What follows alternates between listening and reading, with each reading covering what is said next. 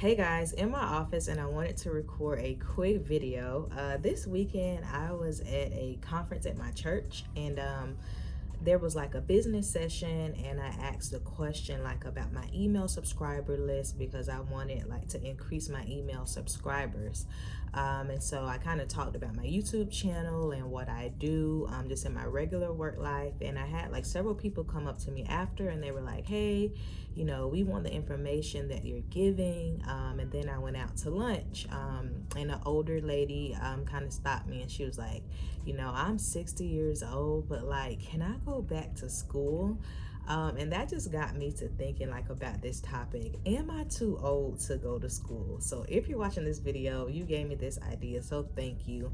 But I really want to address this topic. Are you too old to go to school? Like, do you just cap out at like a certain age with education?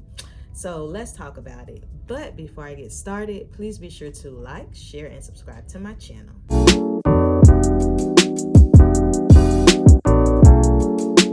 So if you've been watching my channel, then you know that I work in higher education. I have for the past 3 years, and I'm a student as well. So I'm a doctoral student. So education has been a part of my life for like a very long time. I was a special education teacher.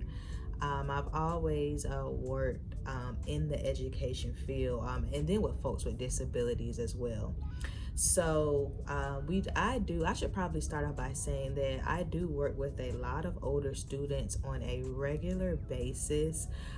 So the question was asked, like, am I too old to go to school? Like, is there an age limit for folks to go to school?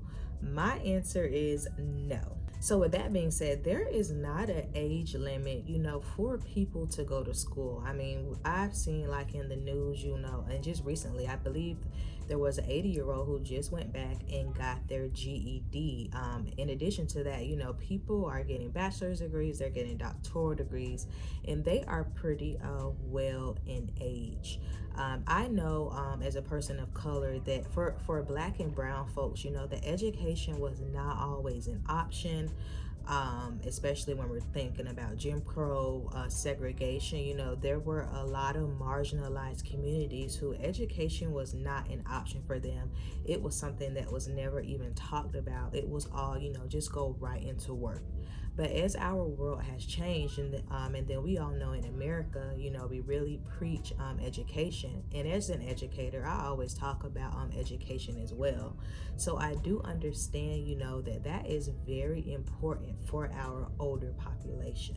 So, my stance is that no, nobody's ever too old to go back to school. And I say that because life is about learning. We're always learning every single day. It could be something as simple as, how do I download an app on my phone? How do I fix, an appliance in my house? We're always learning every single day. We're always taking in information, whether it's from the internet, it's from talking with somebody, it's from reading a book. We are always taking in lots of information every single day. Information is really right at our fingertips. Education is really right at our fingertips. So it's important that we're always learning. Learning is a part of life, and everybody has the ability to learn. And I say that as someone who was a special education teacher who worked with students with varying levels of learning. And my stance was always, there is something that you can do. It may take us both a while to kind of figure it out, but I know that there's something that you can do. So me, with that knowledge, I know that, people can learn anything. Disability, may affect that, of course, but that doesn't mean that you can't learn. Now, I do think that it is important for older students or just students who have been out of, education for a while to prepare, to enter higher education. So that may look like getting your feet wet with one course or two courses at the community college. I would recommend, taking a course on something that would really interest you.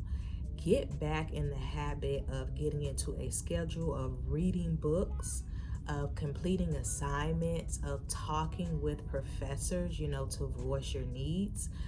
The community college is a great place to start. If maybe, you know, there's not a community college near you, it's just a university, look at taking one course, maybe like a pass or fail course, to kind of get your feet wet. You want to know, what technology are they using that I need to be aware of? If you know that you're not good in Microsoft Office, or you don't even know what that is, that means that you most likely need to do some research in that area, right? So maybe that looks like taking a computer course at your library. Maybe that looks like purchasing a laptop so that you can learn about the programs that you will need.